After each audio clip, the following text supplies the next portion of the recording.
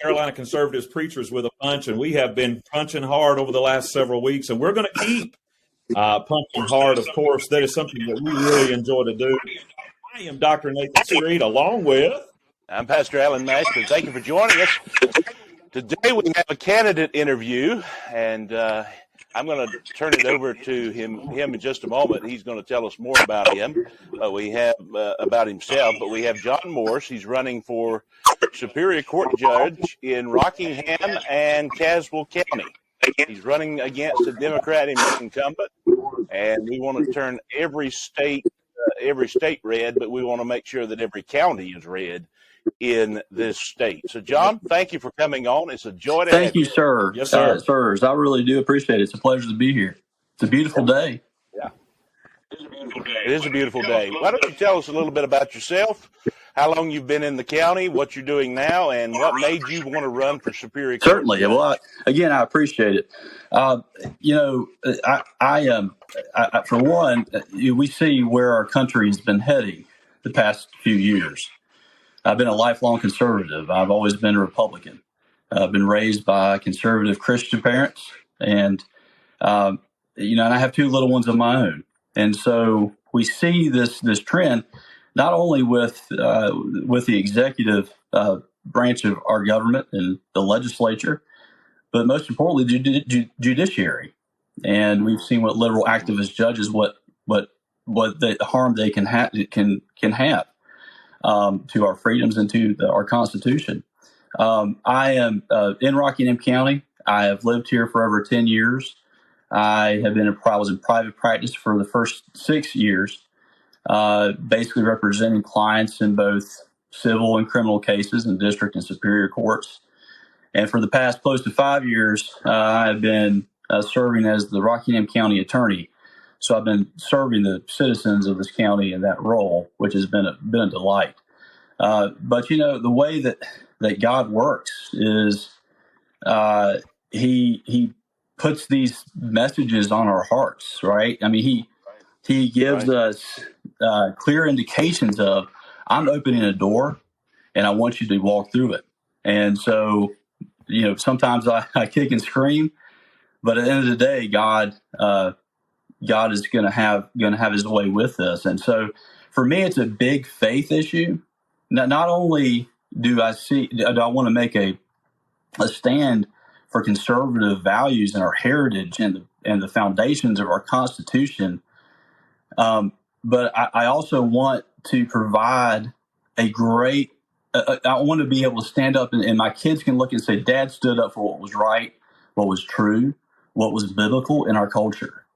And as a judge, I mean, for me, of course, we hear judges have to be impartial. We have to hear the facts. Every party has their constitutional right to have their day in court. But at the same time, I want the underlying factor to drive me, both on the bench and off. And that is what Christ has done for me and what Christ has done for the world and what the Bible spells out is this is how God has created us to live. And so, as you can see, I'm very passionate about that. John, what do you say to those people? I can tell that faith is really the foundation of what you believe, and that does, I am sure, play a lot into how you would rule as a judge. What do you say to the people who would respond back to you and say that faith and religion should have nothing to do with how you rule and how you conduct yourself? Well, sure. I'm one of my favorite. I will answer this by mentioning one of my favorite justices of all time was Antonin Scalia, and what he always reiterated when he was debating, when you looked at a Justice Breyer, someone with a complete different judicial philosophy as Scalia, what he would say is that structure, as required by our Constitution, must be adhered to preserve our freedoms. And that without adhering to the structure, so something along the lines of our Bill of Rights is, if we don't follow that structure, is essentially worthless, right? What he called it is basically a parchment guarantee. So the way I look at it is we have to, as judges, rule, stay within our lane, so to speak, make sure that we're adhering to the structure as required by the Constitution. I would be, of course, as a judge, would not make laws from the bench. See, that's the problem. We've seen activist Democrat judges who have imposed their own views from the bench under the guise of legal interpretation. And so as a conservative judge, my philosophy is that you have to start from the beginning. Okay, we look at the text first. We look at the text of the Constitution. We look at the text of the laws. But we have to go back to what was our foundations, right? And for me, what I get really excited about, and I'm sure you gentlemen have heard of wall builders, is that we have to go back to the foundations and understand what was our society like at the time when this document was ratified. What did our founding fathers believe when they drafted this document and ratified this document? They were men of faith, and we understood in the context of what they fled from.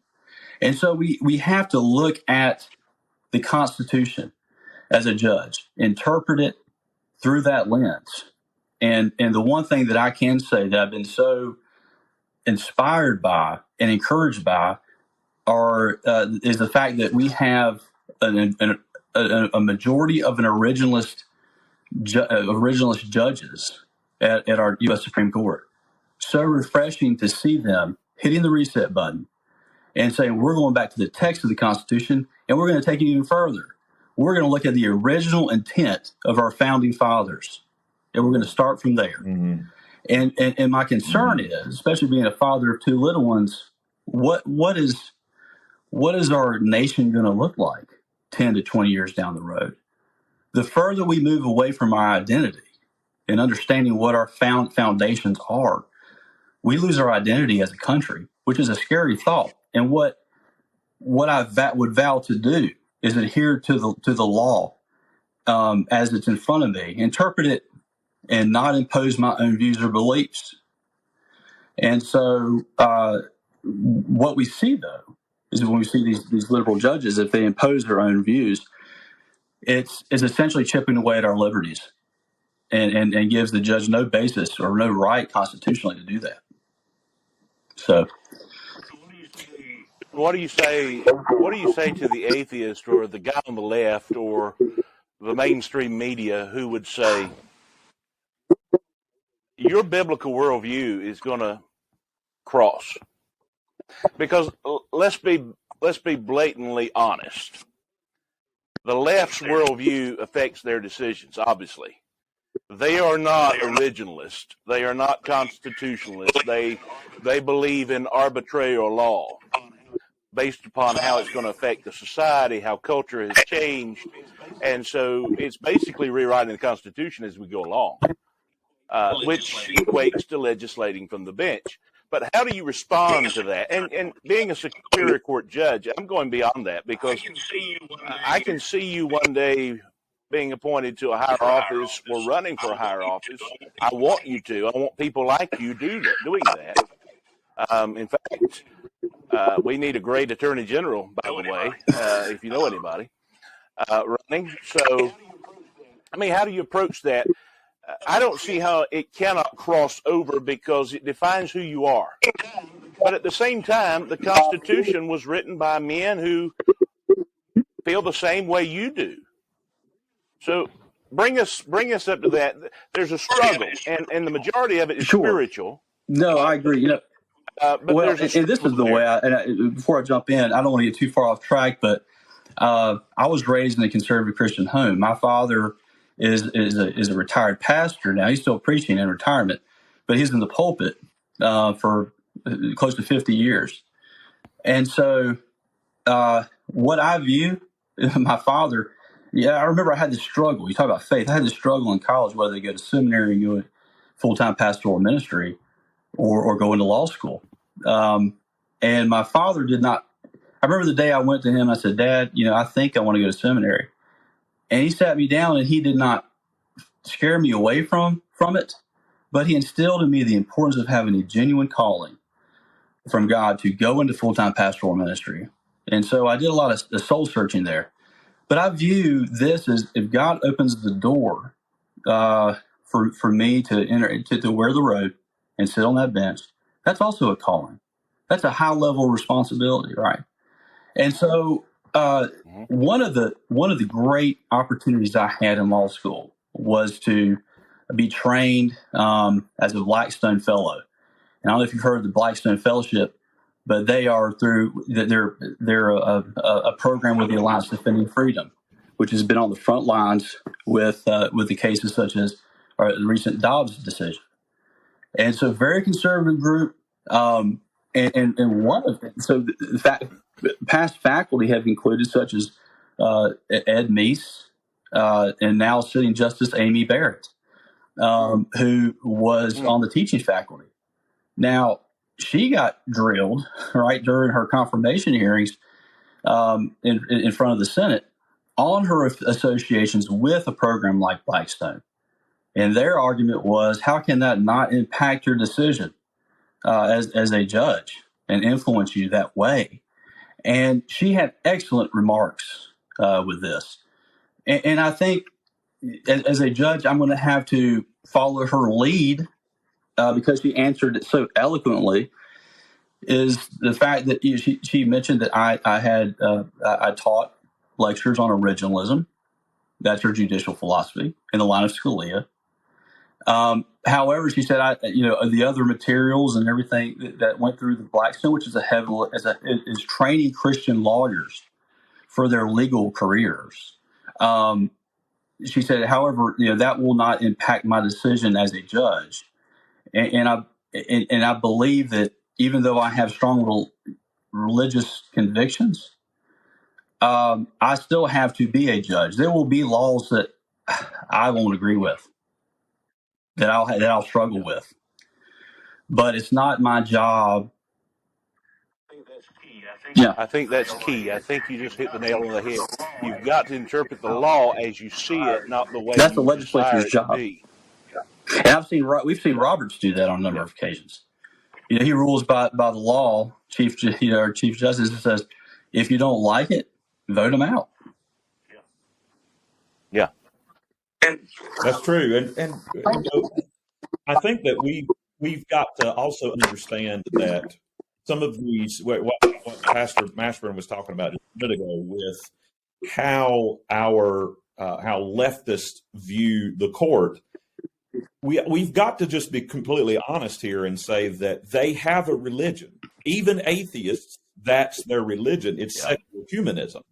And so when you try to interpret the Constitution and try to interpret law through whatever prism that they want to put it through, whether that be critical race theory, whether that be atheism, whether that be Christianity or Islam, whatever it is, there is a prism that everyone's going to put their interpretation through. But the question is, and I think you're hitting the nail on the head, John, and you've got the right approach to this, is you're not putting your interpretation through any prism, but what the founders, their prism was most likely to be, which was a Judeo-Christian foundation. It isn't anything else but that. Yes, right absolutely. And I tell you, the most dangerous that I see, one of the most dangerous aspects of this that I see is when we have judges with the idea that the Constitution as drafted in the 18th century is out of date and it doesn't apply today. That is one of the biggest threats to our freedoms and to our country right now. 100%. Same thing people are saying about the Bible. It's out of date. Right. And this is why, the Republican Party is not perfect by any means. But when you look at it, it's the party that mostly aligns with my convictions and my values. I'm all for traditional family, right? I have two beautiful daughters. When we see something along the lines of a male competing against natural born females in athletic events, that makes my blood boil. I mean, what is our culture? Where are we going with this? And when do conservatives stand up and say enough's enough? I mean, if that was my daughter, of course, I'm just very upset on behalf of those females that work hard and they're deprived of that honor, right? But if that was my daughter, I mean, on this stage, I would be very, very upset. I mean, but so at the time, I view as stepping up and being a conservative judge and upholding the original intent, the meaning, the true meaning of our Constitution, as a way of me standing up for what's right and what's true, and what our identity as this country. When I go out and speak and I mention that, like this is our identity as a country, I get so many blank stares. And I'm thinking, do y'all understand what I'm telling you? Yeah. I mean, John Adams said, he said, look, you will never know how much my generation has sacrificed for your freedoms. Make good use of it. And so, I mean, why can't we go back and see how much they lost and sacrificed and died for us? Amen. Because we have intentionally stopped teaching U.S. history. Exactly. Intentionally. It's the and truth. Embraced Marxism, which entails critical theory, critical race theory, and so on and so forth. So we're reaping what we have sowed as a country in many ways. And that's another topic. It's not on topic for you, but as a believer, you recognize it, you see it. But the law has to play a part in that, because if we don't abide by the law and use the law as our plumb line, then we have and that's why I'm chaos. so relieved. I tell folks, one of the greatest things that Trump did was he did a phenomenal job with judiciary appointments and nominations. Excellent. I think in large part, I know that I'm sure he received a lot of counsel from the Heritage Foundation, which is a wonderful organization. But at the same time, it's so refreshing to see our highest court saying, like, for example, with the Roe decision, there's no basis in our Constitution. There was no justification, constitutional basis for the court to rule that way. Now, of course, I never thought I'd see that in my lifetime. But, praise the Lord that we have a court that is hitting the reset button and going back and saying, what does the text say? But even further, what is the original meaning and original intent of this document? That's just so encouraging to me. But again, folks will also argue, well, that's for the federal court, right? I mean, they hear most of these constitutional issues anyway. And I said that is far from the truth. We need judges at the state level, from the highest court to the lowest court, with that same judicial philosophy. It applies here, especially if they're on an issue such as abortion. The Supreme Court has thrown that back to the states and say, okay, state legislatures, you need to figure that out.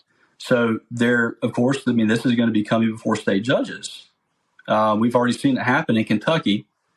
And so again, I have strong religious convictions and beliefs on that. For me, I'm taking off the judicial candidate hat right now. Is I'm excited that, and I hope this ushers in a season of celebrating life, right? And so from that angle, but again, we need to have conservative judges that start at that point at our state level. If it comes before me, all right, what does our Constitution say? What was the original intent behind it? And how do we apply it? That's I love it. That is exactly the kind of philosophy that we need. And I'm glad that you answered one of the questions that I had, in knowing that Abortion is a big topic that is coming our way. It is coming to North Carolina. I'm kind of disappointed in our leaders, Tim Moore and Phil Berger. I'm very disappointed in them for not taking up the issue, even though they could easily say, well, we've got a Democrat attorney general, we've got a Democrat governor. Doesn't matter. You should always do the right thing all the time, and you should take up the issue. I know here in South Carolina, where I am, they've been battling the issue. Unfortunately, we've got weak-willed Republicans down here that don't want to take it even further. But you are competing. Your opponent is Ed Wilson, who is already the judge for that area. What can you tell us about Ed Wilson and how he has decided cases, and how are you? Yeah, so I will start off by saying that I've known Ed Wilson since I've been practicing law here, and when I first announced that I was running, when I filed, the very first thing I said was, personally, I have respect for Ed Wilson. I mean, he's always been very gracious to me, very kind. But I go on to say it's nothing personal. We have drastically different platforms of which we're running on. I am very much a Christian, conservative, Republican. I've always been conservative. I don't know any different. My opponent, he's been a lifelong Democrat. We've seen certain things that have been revealed, of course, that confirm that he's on that platform. Now, how he has ruled, he has had, and I will be honest, he has had some decisions that have been, somewhat conservative. However, there also have been some decisions where, it's there's probably some political leans there. But I think for the most part, what the basis upon what I'm running, irrespective of decisions that and his track record, what does the man stand for? Now we have these judicial races that are partisan. They used not to be. Now, I believe they started, I think judicial races started to be partisan back in, I believe it was 1868. But then we've had recently a several-year period where they have been nonpartisan. So we've had several liberal Democrat judges who have been able to be reelected in rural areas, in conservative Republican areas, because they haven't had to disclose their party, right? And so they, in a lot of ways, they can present themselves as being conservative, but are they really conservative? And I'm excited now that judicial races are partisan, because I believe that at the very least the public has the right to know the political leanings and the beliefs of their candidates. I want to know who it is I'm voting for, not only how they're going to rule on the bench or how they're going to carry themselves in office, but who are they out of the office, off the bench, right? What do they believe in? Mm-hmm. That gives me greater comfort. So I think for the most part, what I'm running for is the fact that what you see with me is what you get. All right, Rockingham County, I believe they went 73% for Trump. All right, you're a red county. You deserve to have an option to vote for a Republican. What you see with me is what you get. I am a conservative through and through, and I will not change. And the other option is you have a lifelong Democrat who's going to remain loyal to his party. Here's the thing. Alan, I'm sure you caught this too, but I want the listeners and Rockingham County citizens to hear this well. John Morris, when he just described himself, he didn't bat an eye. It wasn't a political speech. But when he described himself, I caught it. That he said, I am a Christian, conservative, Republican. Did you notice what comes last in that lineup and what comes first? He is a Christian, conservative, Republican.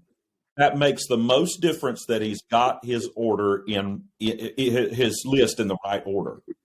And so those of you who are Republicans, I'm looking at you, Phil Berger, who decided that you were going to go and you were going to put politics above faith and above ideology and above your own party.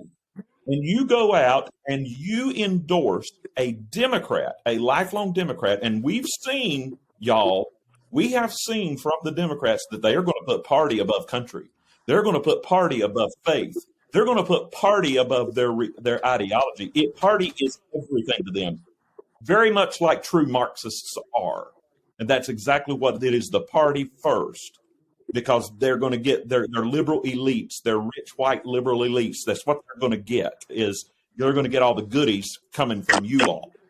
Folks, you're going to need to have Christian, conservative, Republican on that bench for this war that is coming our way. It is a war on our faith. It is a war on our way of life. It is a war on American values.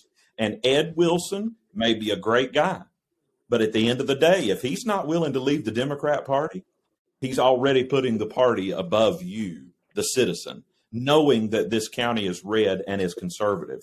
Folks, you deserve to have a good candidate, and you deserve to give Phil Berger the boot if he's not going to stand up for someone who should be perfectly aligned to his own ideologies and beliefs, and to stand up for them. John, tell us who has already endorsed you, because I think this is important for our listeners who respect a lot of the people that are on this list, and we do sure. Too. I will. So I've been very, very blessed in that regard. The North Carolina Federation of Republican Women came forward and endorsed me, and of course I'm very honored with that. And so that's a big one. And then we have former member of Congress and U.S. Congress and Pastor Mark Walker. Mark Walker is a friend of ours. I tell you, of all of the representatives and individuals I've seen carry themselves, Mark Walker is a man of faith. And so I'm just really pleased and honored that he would come out and support me. And then we have also have an endorsement from our Lieutenant Governor, Mark Robinson. And I saw him at our GOP event last Saturday. And I went up to him and I said, hello, Lieutenant Governor, how are you? And he looked at me and he said, oh, you're the one who. And I said, yeah, I'm the one. And so I was like, but I would really be honored if you would endorse me. And so I'm thrilled that God has put these individuals, these organizations in my campaign. And I also will mention I've received great support also from Chairman Watley from the NCGOP. And he's reiterated that the party is behind my race and for what I'm standing for. And I'm going to also mention, I always have to put a plug in for the one person who inspired me to enter public service, and that was our late Congressman Howard Coble. And I knew him. The one funny story is when I first met Howard Coble when I was in law school. He walked up to me, he said, "Man, you've got a lot of hair." And I thought that was quite funny. But he said, but again, Howard, Congressman Coble said, he always told me, and I've heard him say on numerous occasions, is that political winds are always fickle. And so, going back to Nathan, what you were saying, it's so important that we encourage Republicans to get out and vote. Conservatives need to go out and vote, especially when we have such these high the Supreme Court race and the Court of Appeals races, but especially the Supreme Court race, are so important. And so we've got to have these rural red counties show up and vote to carry the day against these larger urban, more heavily Democratic counties. Yeah, you're right, and I don't mean to just to sort of use the whole time here, but I think that this is important to point out that and this may be a bad analogy, but I'm going to use it anyhow. I think of Russian roulette. And so you were right when you said that not every, Republicans are not perfect either. But if I'm thinking of Russian roulette, all right, the bullet chamber, if you vote for a Democrat, the bullet chamber, you've got 6 bullets in that chamber. You're sure enough going to hurt yourself by voting Democrat. But you might have 1 or even 0 bullets in the chamber if you vote for a Republican. Yeah. So, folks, it is, and so yeah, not every Republican is gonna get it right, but at least you're going to get it right, and you're going to help yourselves, citizens. You're going to help yourselves a lot better if you're going to vote for the most conservative person on that ticket. They're the ones that's going to do the right thing 9 times out of 10. And so you're 9 times out of 10 or 10 out of 10 with the Democrats, you're going to get something awful.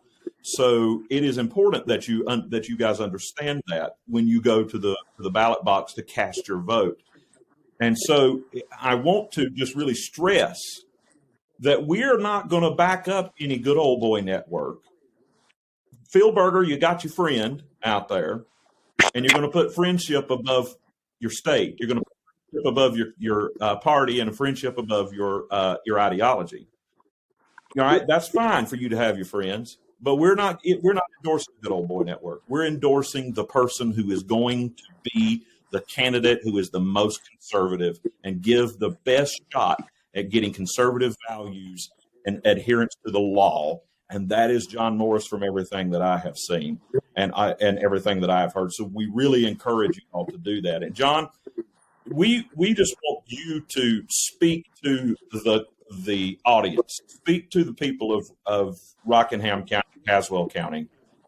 What is it, if you had one chance to get them to understand one thing about you, what is that thing you want them to know? Well, as I they're think going to the ballot box?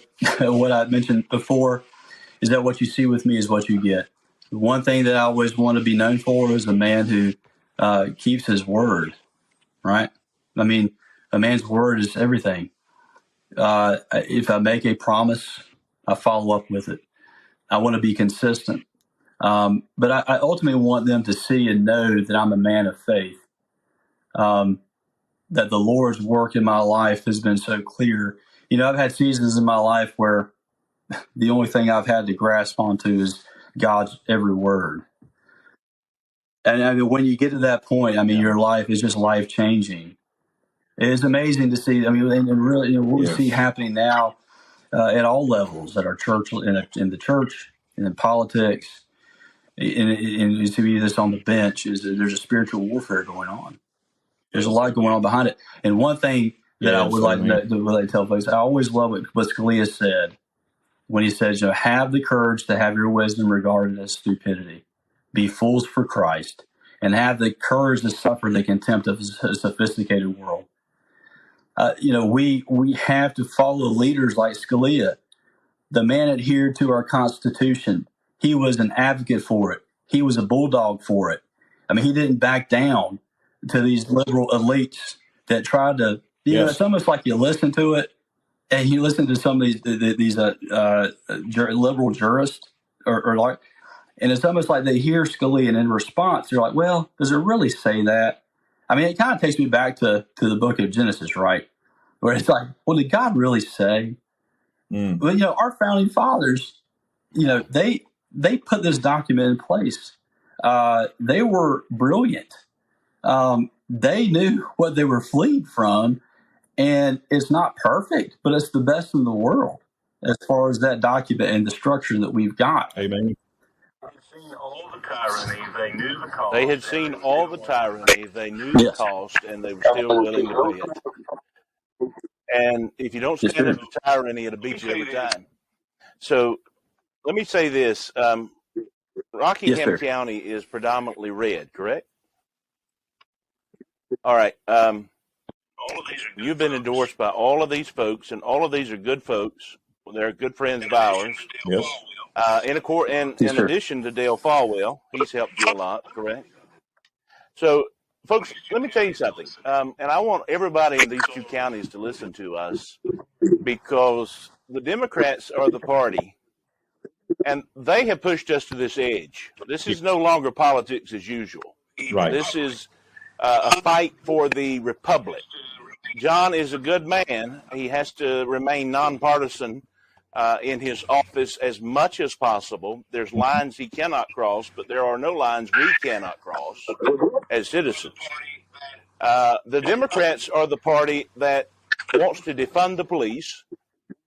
The Democrats are the party that wants to do away with quality of life crimes and quit enforcing laws.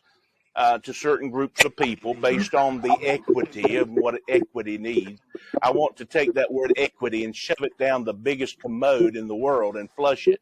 Mm-hmm. And then they want to release the convicts. They want to make felons to be able to vote. They want to do everything that is against the originalist view of our Constitution. If you want to maintain law and order, then you need some good things intact. One thing you need intact is a good Superior Court judge Yes. who will rule from the bench according to the law. Yes. And so I want you to vote for this guy. I want you to put him in office. Phil Berger, I have no idea what you're doing, but you know, this goes back to the establishment here. They still think we can get things done. Politics as usual. The GOP doesn't know how to win elections. They don't know how to win battles. They just know how to play politics. Exactly. They think they're playing checkers when in fact it demands a mind to play chess. So I'm sick and tired of that. We're to the point where we've got to stand. We're like we're on a cliff and we're getting ready to go off. We have got to stand. We've got to have men and women who are leaders, who are Christians, who are conservatives, who are Republicans, and put these folks in the office to regain order and to shut out completely and eradicate chaos. So vote for John Morris. You will be joining the likes of good men like Mark Walker, Mark Robinson in endorsing this man, but you must do it at the ballot box. And let me tell you something, pastors in Rockingham and Caswell counties. You are the gatekeeper to many of the people who would vote for this man. Yes. You need to be influential to them. You need to make sure your congregation is, one, registered to vote. And then we need good Christian people in office, but we need good Christian people voting for people in office. And so the last election, they say that 60% of the evangelical church were not even registered to vote, or they didn't show up to vote. Folks, that election was not stolen. We gave it away. 100%. Get your butts up and vote for John Morris. I agree. And I also add to that. Democrats are the party that want to allow your children to be hacked up into pieces so that in the name of gender ideology. Yes. Democrats are the ones that want to take your children and sacrifice them to their secular humanist gods in the name of abortion. These are the people that have a D after their name. You know what they stand for. I don't care what they say. That's what their party stands for. That's what they're going to abide by. We've got a man here who is going to vote and he is going to judiciate, I should say, not legislate, but he is going to judiciate from the perspective of what the Constitution says and what the founders who wrote the document intended for it to be. Yeah. And that's exactly what we need in this country. Don't hand this state or this country over to a party that is so lawless. And Pastor's right. We can't continue to compromise with a party that wants to see Christianity and people like me jailed because we stand up against this evil that they are trying to foist on our children and on our state. Yeah. They want to see us dead because we believe in what we believe. We cannot compromise with a party like that any longer. So sorry, Senator Berger, sorry, Berger family. Judge Wilson might be your friend, but he is no friend of Rockingham and Caswell counties. He is no friend of North Carolina, and he is no friend of the Constitution. And it is time for us to dump those people who are no friends. And if you want to be a bird of a feather and flock together with him, Senator Berger family, perhaps it's time we dump you too. Folks, and if you've got a D behind your name, you're no friend of ours.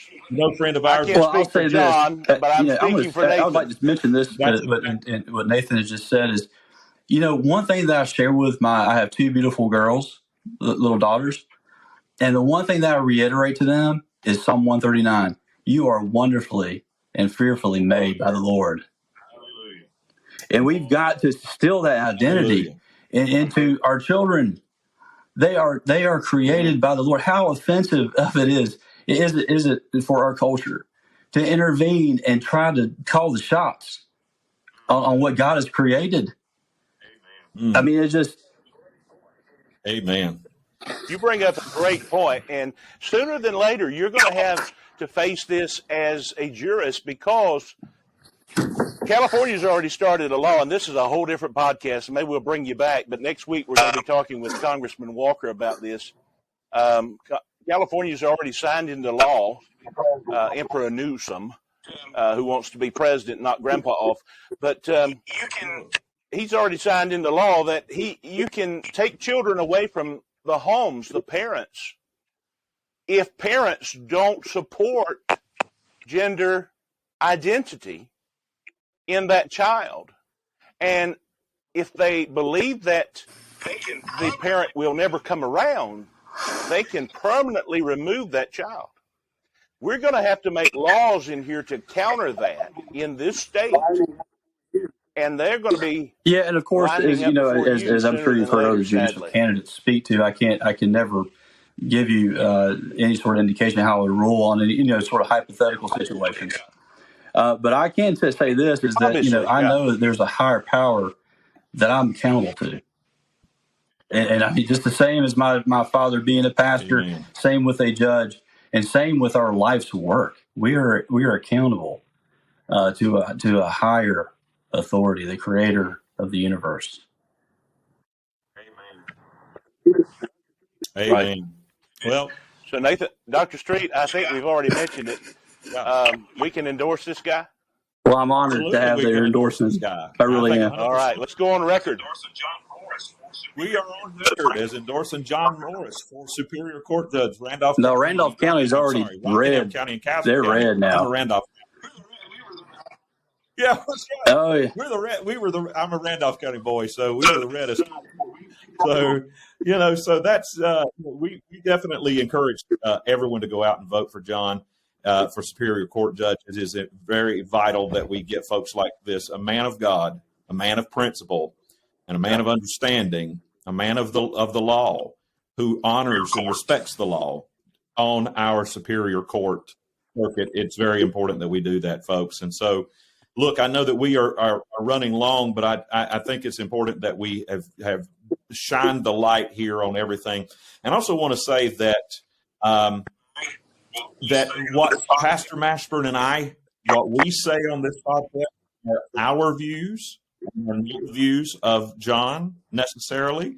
He expresses his own views. We don't speak for him. So if any of the Republican Party that comes out and wants to crawl all over our case for calling out Phil Berger, that's all right. You can take it up with me because I'm the one that said it. I live in South Carolina. Bring it on. So you don't scare me. I'd say it if I lived in North Carolina. Don't bother me at all. So, folks, and I have He's a troublemaker, guys. He's a troublemaker. Stir that pot. I love it. I love to stir it. So, folks, listen. We appreciate John for coming on with us today at Carolina Conservative Preachers with a Punch. We definitely want to have you back on again, John, and we'll talk about some of these legal issues that might come up later on. Hopefully you will be on the bench by then. And we continue to talk to you about anything that comes up. We'd love to have you back on. You've been a wonderful guest. We really appreciate all of you for joining with us again. Let's fight together. Let's continue to push back against the evil. The Bible tells us that when evil comes in, when the devil comes in like a flood, that we lift up a standard against him. Our standard is the Word of God. And on this podcast, we are lifting up the Word of God like a shield of faith to blow back against the evil that is flooding in our nation and in our state. That shield are people like John Morris that we need to lift him up, hold up his arms, and let's help him fight in this battle. Thank you again for joining us today on this podcast and this week. Absolutely. We look forward to having you all again next time. I am Dr. Nathan Street. And I'm Pastor Alan Mashburn. Thank you for joining us. Vote for John Morris. God bless you until next time. God bless.